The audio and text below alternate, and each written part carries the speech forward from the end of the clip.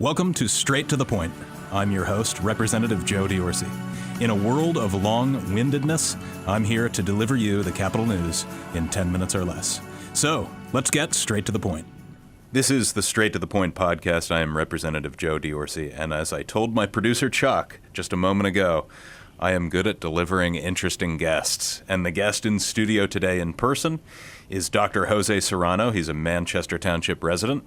He's the medical director at UPMC Hanover, board chair of the York Community Resource Center, and the board chair of the Spanish American Multicultural Resource Center.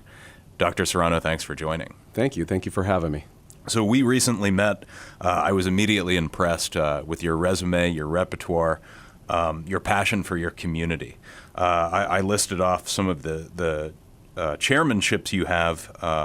There are, of course, groups that are embedded in the community. They're aimed at helping the community. Can you just tell me what you do in those positions and why it's so important to get involved from a community sense? Yeah, listen, there's a lot of needs in the community, but for me as a healthcare provider, I look at it as what can move the needle. And for me are the social determinants of health.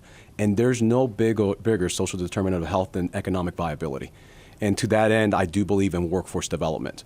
You know, social safety nets are great. They were never meant to be permanent, but they tend to wax and wane with election cycles, and they don't move the needle in the sense that, you know, how do you grab a social safety net and turn it into something sustainable so people can do for themselves? Mm-hmm. The cliche of teach a man how to fish.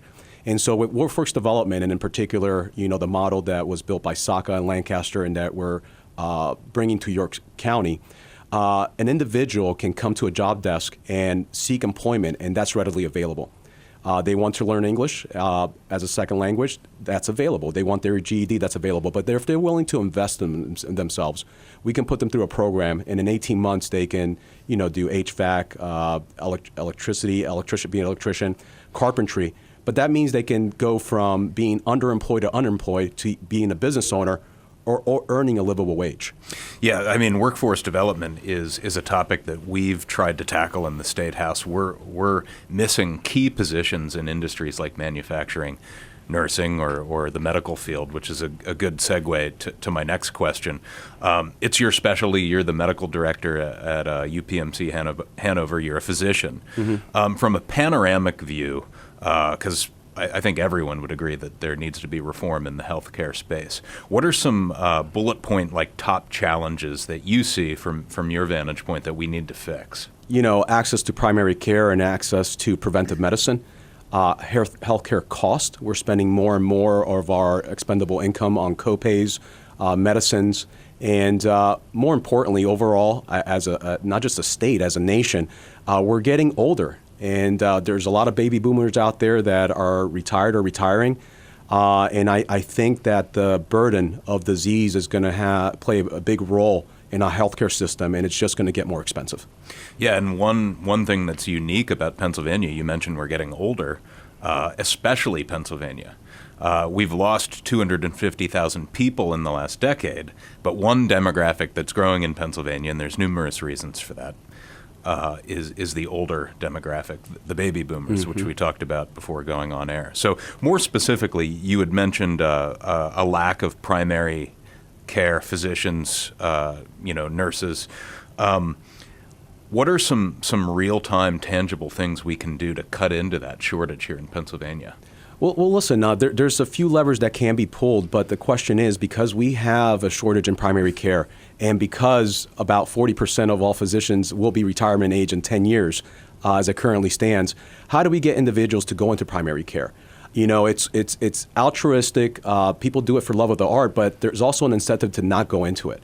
In other words, if you've invested 12 years of your life going into college and medical school, most people want to do a specialty and subspecialty. And we have an abundance of gastroenterologists, neurologists, neurosurgeons, but we have a large shortage in all areas, but specifically primary care. So how do we incentivize those individuals? Mm-hmm. One way to do it is, you know, to incentivize them to go in by perhaps help subsidize some of their medical education. Mm-hmm. But more importantly, there's a workforce out there that hasn't been tapped.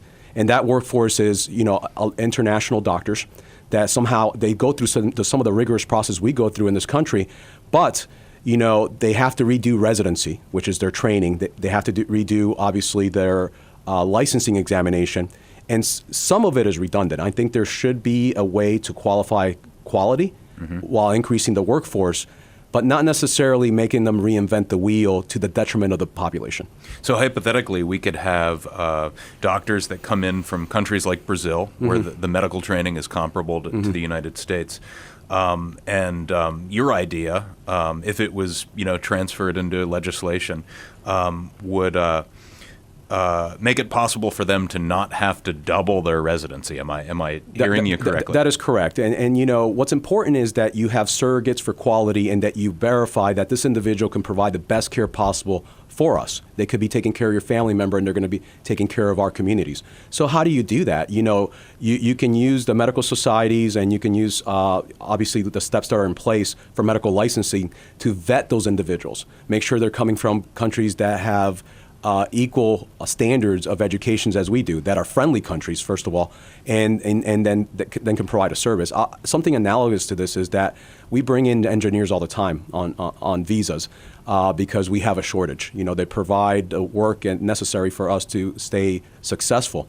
But when it comes to the healthcare industry, we block those people out. One of the best things that the U.S. does is we import brain power. We're the richest country in the world, we're the most powerful country in the world, and we're the most envied country in the world. So everybody wants to come here. And so we want to attract talent. And in order to do that, we need to make that a path forward, at the same time fill that void that we need for primary care. So we're allowing that opportunity for engineers but not doctors, which is a disconnect. Absolutely. Yeah. So let's switch gears to PBMs, pharmacy benefit managers. I really didn't know about this topic until maybe a couple of years ago. It quickly became apparent that these middlemen, Dr. Serrano, are making a big profit, and they're pushing costs on prescription drugs to the consumer, and a lot of times seniors. And I've heard countless times as a representative from seniors that they can't afford their drugs. Can you just give an outline of what PBMs are and your take on them? Yeah, what it comes down to is cost containment and transparency. So these pharmacy benefit managers really work for two people. They have two individuals that they work for, none of which are the patient. And they work for the healthcare insurance company, and they work for the drug company. And what's interesting and what's not transparent is that they get paybacks from the drug companies in order to tier their drugs or to get or bonuses for market penetration. And then a lot of that, 80 to 90% of it, goes back to the health insurer. Now, what does that mean for the patient? That means the patient, they're not beholden to the patient at all. And that leads to higher costs of medicines because you have this middle person. Not only do you have the middle person that's, benefiting from this back and forth between the pharmaceutical industry and the PBMs, but there's no transparency with regards to how the money is flowing for the consumer themselves. It's one of the few industries that I know that the consumer is cut out of the entire equation and left in the dark as to where their money's going and how their money's spent. The other thing is that it's an oligopoly. And what I mean by that is that there's only really three big managers out there. It's CVS, is Express Care, and there's Optum. And so it's not competitive. It goes against free market, and it's to the detriment of the patient. Yeah, and thankfully, there's been broad bipartisan support in the House for House Bill 1993 from my colleague Jessica Benham. I'm a co-sponsor of that bill.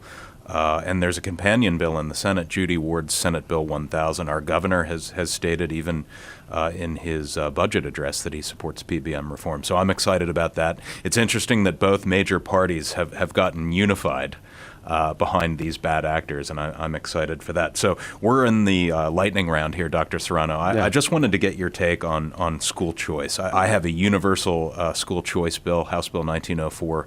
The Student Freedom Account Act. Why is educational freedom so important here in Pennsylvania? I think it's about accountability and competition. I myself came from the Allentown School District, a school district that at some point was taken over by the federal government.